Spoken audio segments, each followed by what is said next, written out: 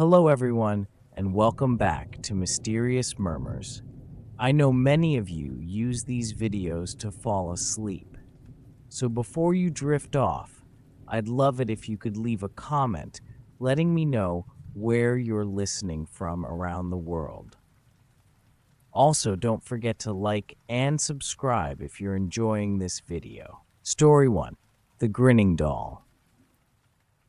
When Emily's grandmother passed away, she left behind only a few possessions for her granddaughter. One of them was an old porcelain doll, pale white with curly golden hair and delicate blue eyes that seemed to follow you wherever you went.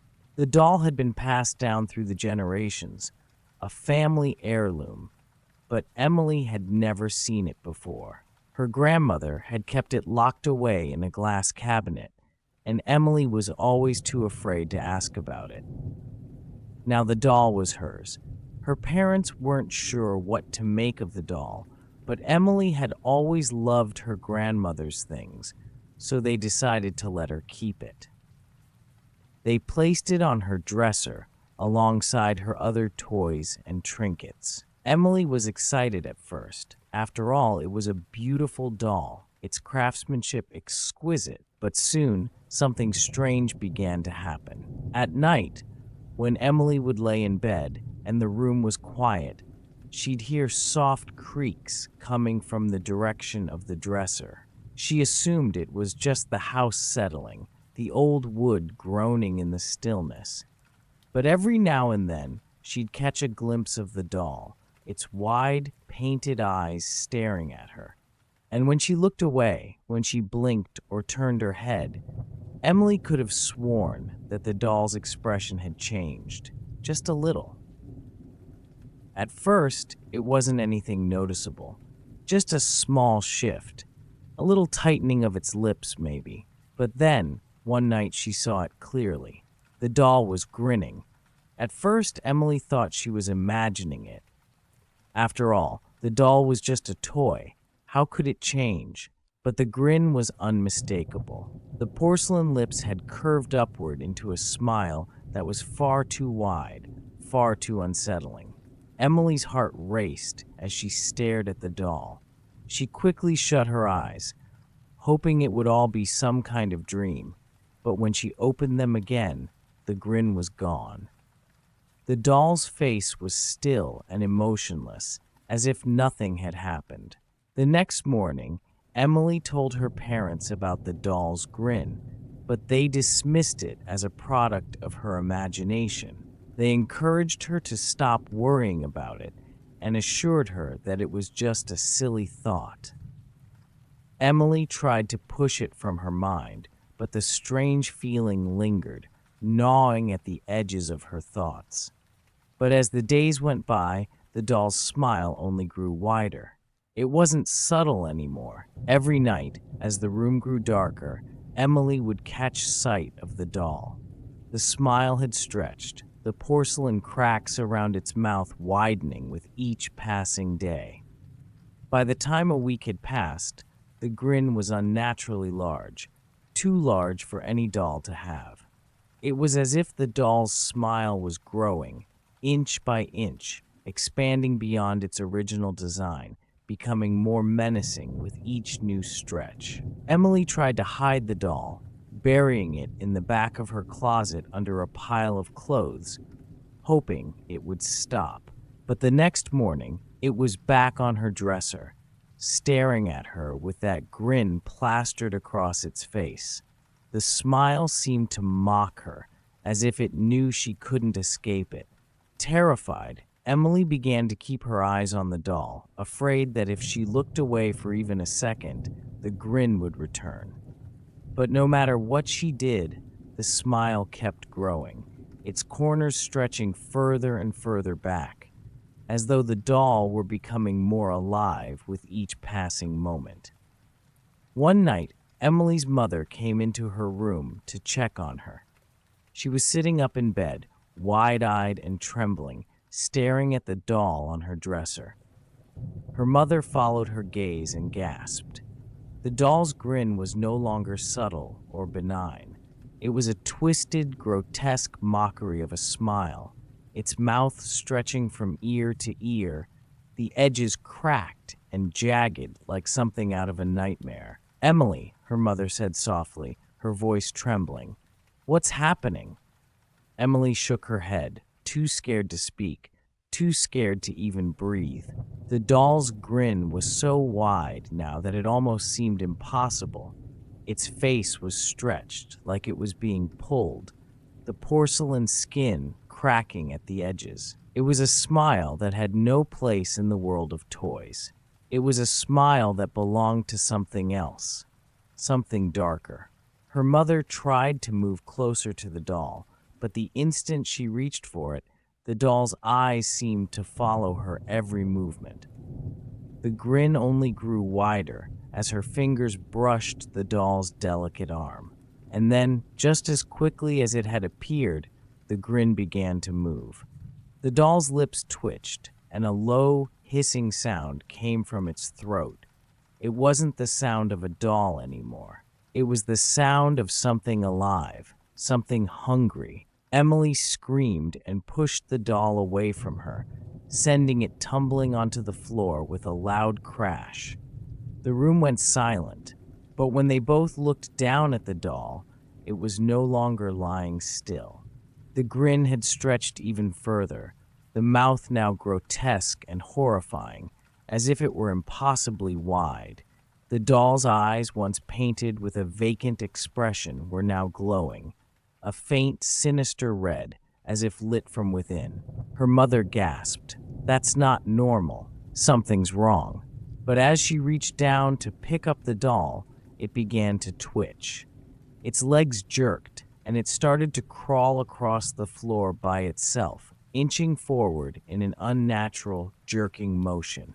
The grin on its face widened even more, stretching grotesquely like it was feeding off the fear it caused. Emily tried to run, but her legs felt weak, her body paralyzed by terror. Her mother, too, seemed frozen, staring at the doll in horror, unable to comprehend what was happening. In a swift motion, the doll's head turned toward them, its eyes locking onto theirs. The grin, now a full, horrific smile that distorted its face, continued to grow, spreading wider and wider until its mouth was open so wide it seemed to split the porcelain itself. And just before the doll lunged at them with a screeching sound that rattled the windows, Emily felt something strange, a tug at the back of her mind. It was then that she realized the doll had never been hers to control. It was an entity, something alive, feeding on the fear it spread. And now it wanted more than just a smile. It wanted to consume. Story 2. The Empty Cradle. Lena had always dreamed of being a mother. The moment she held her newborn daughter, Emma, in her arms, her world shifted. Every tiny sound, every breath Emma took felt like a miracle. Her little nursery, painted in soft pastels, was filled with warmth and the scent of baby lotion and fresh blankets. The crib was always immaculate, the mobile gently spinning above her, casting soft, dancing shadows across the walls. It was the perfect room for her perfect little girl. But one night, as Lena sat by the window, watching the rain tap softly against the glass, something strange happened. It started as a feeling, a strange unease that crept up her spine, making the hair on the back of her neck stand on end. She brushed it off, blaming the stress of motherhood. Emma had been particularly fussy that evening, and Lena had just finished rocking her to sleep. But then, as the house fell silent, she heard it, a soft, almost imperceptible lullaby playing from Emma's room. Lena froze, her heart skipping a beat. She hadn't put any music on for Emma, and there was no way the lullaby could be coming from the baby monitor. She quickly made her way down the hallway, her pulse racing in her ears. When she opened the door to the nursery, the music stopped. The room was still, Emma's crib sat empty, the sheets perfectly smooth as if no one had ever lain there. Lena felt a wave of panic crash over her, her breath catching in her throat. She rushed to the crib, her heart pounding with the fear that something terrible had happened. But there was no sign of struggle, no indication of where her baby could be. She spun around, frantic, calling Emma's name. "Emma?" Her voice trembled. "Emma, where are you?" But the nursery was silent. Lena's mind raced. She checked the closet, the bathroom, under the crib, every corner of the room. No Emma. It was as if the baby had simply vanished. A cold sweat broke out across her forehead. Her legs felt weak beneath her, and she stumbled into the hallway, her voice shaking as she called for her husband. "Michael! Michael, wake up!" she screamed, her voice raw with panic. "Emma's gone. She's not in her crib. Michael!" Her husband shot up from bed, rubbing his eyes. "What are you talking about? What happened? Emma's gone." Lena's voice broke. She couldn't even finish her sentence. Michael rushed to the nursery with her, both of them searching the room in a frenzy. But Emma wasn't there. The crib remained empty, the lullaby long gone. "We need to call the police," Michael said, his face pale, his voice low and strained. Lena nodded, but even as she said it, something inside her felt wrong. The room, which should have been filled with terror and uncertainty, felt almost calm. The air was thick, but it was as though time itself had stopped. Then, as they stood in the middle of the room, Lena heard it again.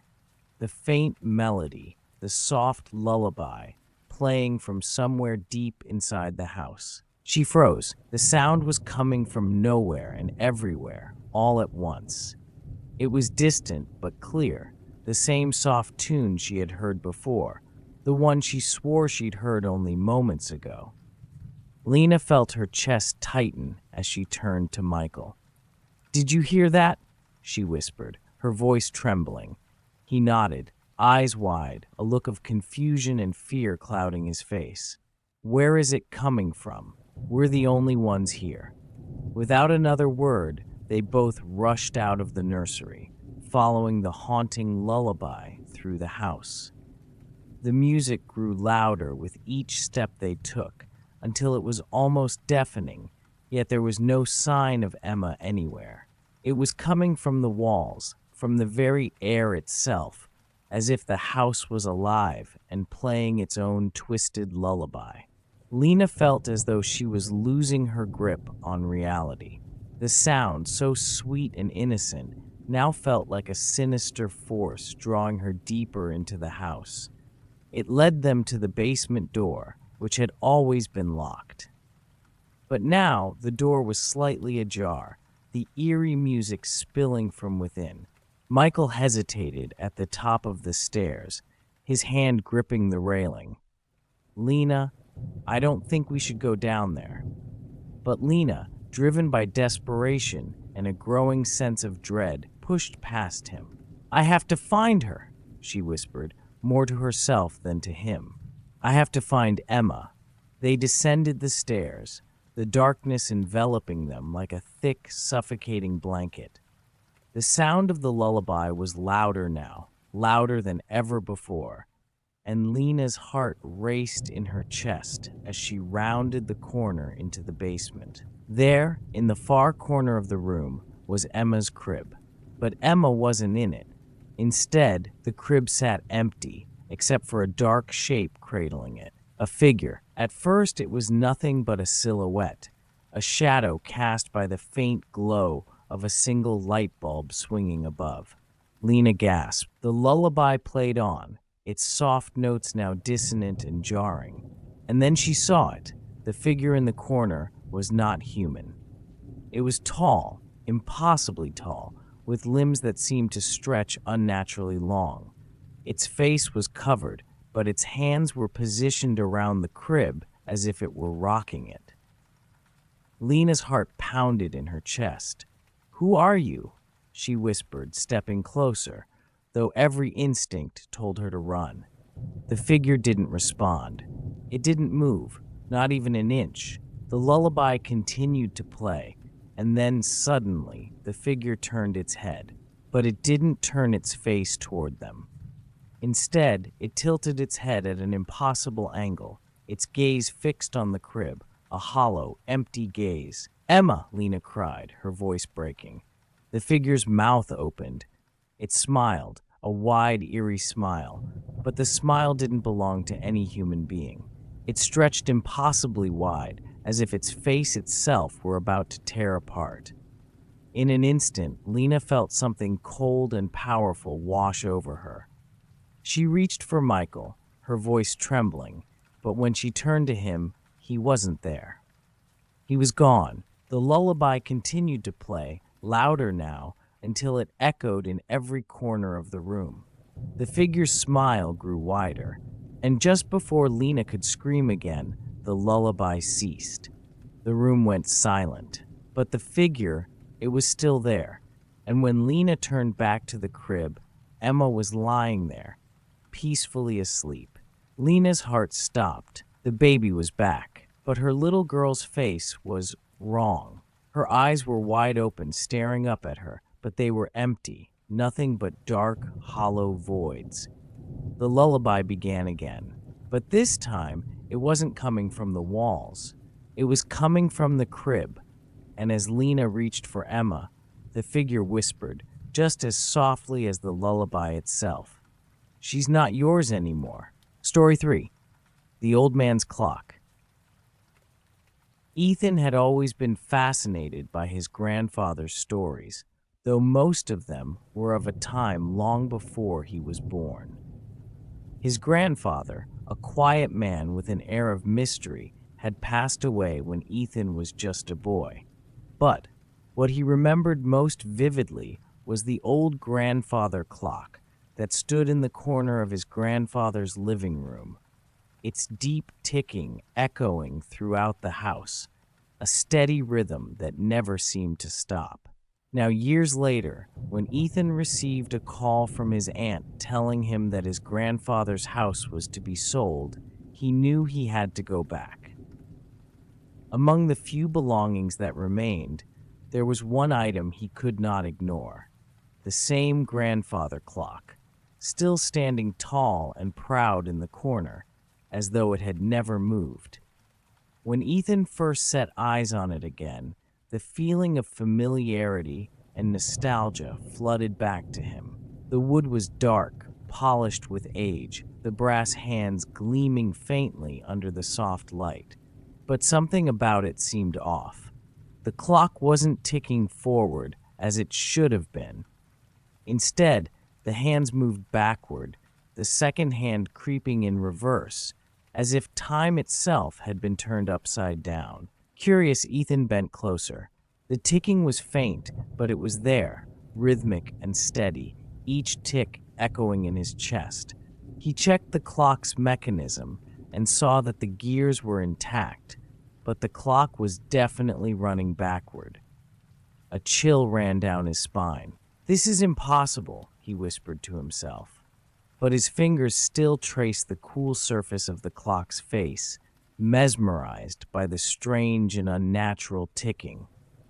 The next night, after a long day of sorting through his grandfather's things, Ethan sat in the living room, watching the clock. The sound of the ticking was oddly soothing, but it also felt as if something more was going on, like the clock was drawing him into something far deeper than mere mechanics. And then suddenly, something happened. The clock's hands stopped. For a brief, unnerving moment, the room was completely silent.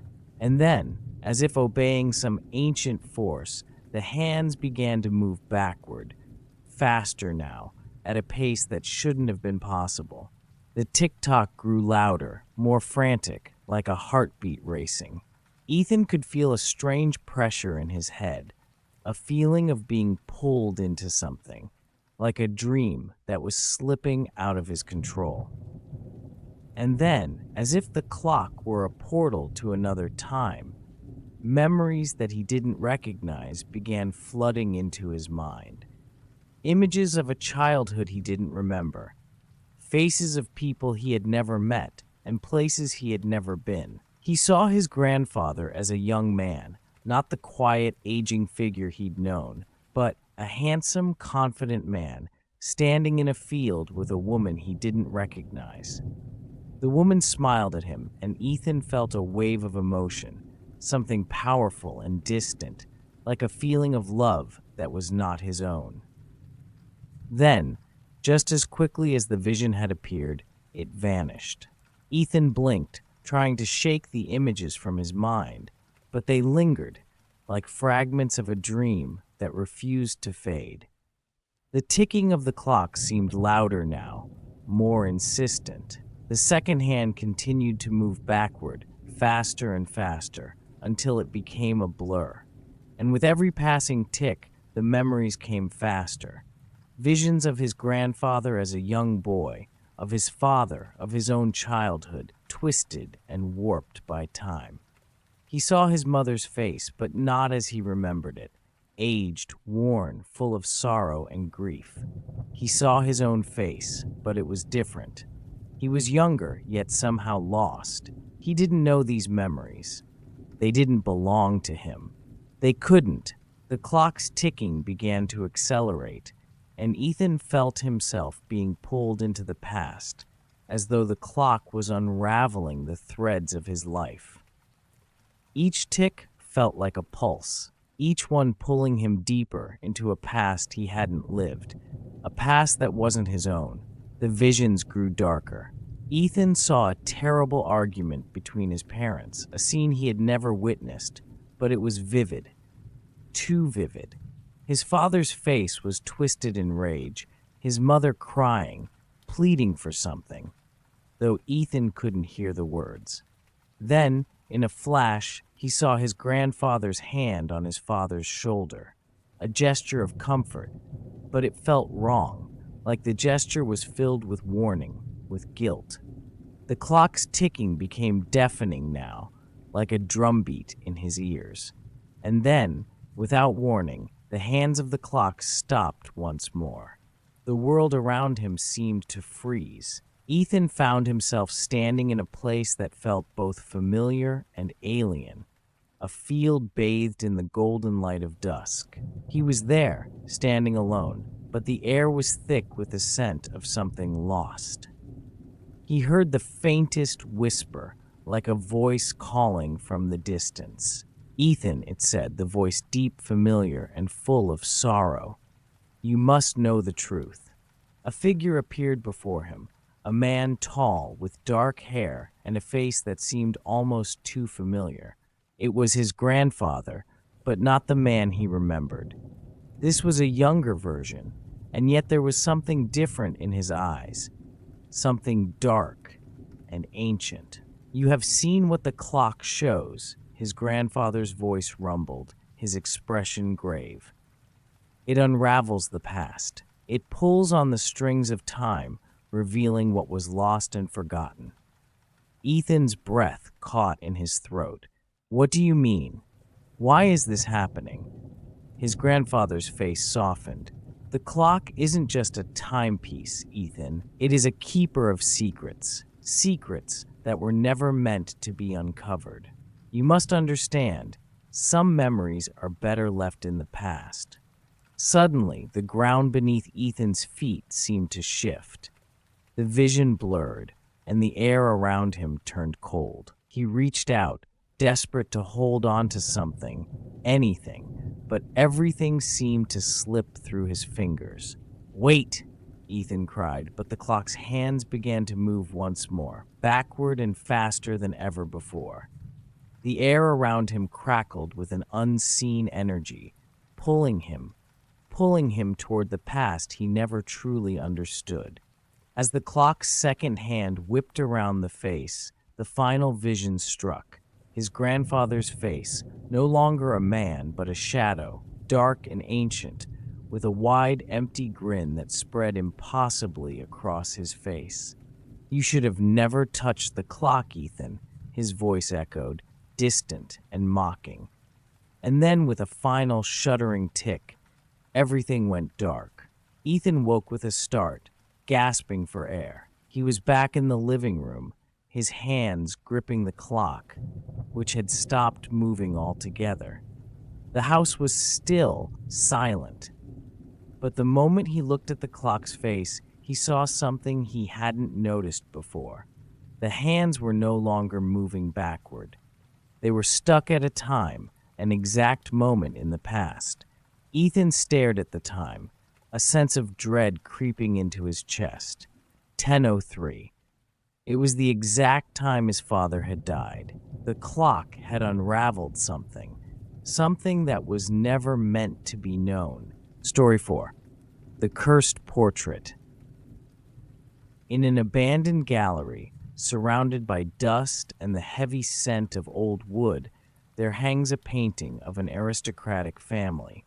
The rich textures of the oil paint have faded over the years, but it still carries an unsettling air, as though the subjects are watching every movement of the room. The painting depicts a man, dressed in a fine suit, standing with his wife and child. Their faces are oddly lifeless, as if trapped in time.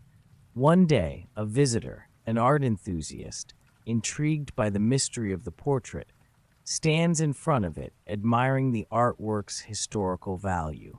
As the seconds tick by, a chilling sense of dread fills the room. The once stoic figures begin to shift in their frame. The man's eyes narrow, the woman's lips curl into a faint, sinister smile, and the child's hand clenches into a tight fist. The atmosphere grows heavy, and the visitor's breath quickens. Suddenly, the portrait begins to change. Subtle at first, the man's face becomes gaunt, his eyes hollow, and his expression twisted in agony. The woman's skin starts to crack, revealing raw, decaying flesh beneath her painted face. But the most terrifying transformation is reserved for the child. Its body contorts unnaturally, its eyes widening with fear. Then the portrait's gaze shifts, focusing directly on the visitor. The eerie silence is broken only by the visitor's pounding heart. The figures in the painting seem to lock eyes with the viewer, and their mouths open, slowly at first, then wide, as if to scream. But no sound escapes. Instead, a new detail emerges in the artwork. An ominous shadow forms behind the man, a dark shape creeping toward the child, a symbol of death that hadn't been visible moments ago. The visitor's hand trembles as they step back, feeling the growing coldness in the room. Suddenly, the chilling truth dawns. This painting isn't just a work of art. It is a warning. Each person who gazes upon it sees their own death reflected within. The horrific details of their demise begin to form in the shifting canvas, blurring the line between reality and the cursed world of the portrait. As the visitor tries to pull away, their reflection in the glass begins to twist. The dark shape moves closer. It's too late. The curse has been triggered. The painting now displays the visitor's impending fate. A vision of them, writhing in agony, trapped in the same horrific manner as the family in the portrait. With no way to escape the doomed prophecy, the visitor's life slips away, becoming the next tragic subject in the cursed gallery. And as the new face fades into the canvas, the portrait's gaze turns once more, seeking its next victim. As the last breath of the visitor leaves their body, the gallery's air grows even colder, and the once quiet whispers of the room now seem to hum with an unnatural energy. The cursed portrait, its sinister transformation complete, remains still for a moment, silent. But the chill in the air lingers, wrapping itself around the viewer like an invisible hand. Time passes, but the gallery feels frozen, trapped in an eternal moment. The once untouched corners of the room now feel like a dark, oppressive void. And yet, the painting continues to shift ever so subtly. The faces of the family members no longer remain static, but become more detailed with each passing day. The man's suit decays further, his skeletal hand now reaching out, as though trying to pull the viewer into the realm of the damned. The woman's smile becomes more grotesque, and the child's eyes, once wide with fear, begin to follow the movements of anyone who dares to step near. It isn't long before others come to the gallery, drawn by rumors of the mysterious artwork. The paintings in the gallery are captivating, yet the portrait is unlike any they have seen. It calls to them. They stand before it, mesmerized, unaware of the danger therein. One by one, they too are marked by the portrait. Those who stare too long are not merely spectators, they are witnesses to their own doom. Their futures are etched into the canvas with horrific precision. A car crash, a fatal illness, a sudden, violent death. The gallery's silence grows heavier as each visitor feels the oppressive weight of their own fate bearing down on them.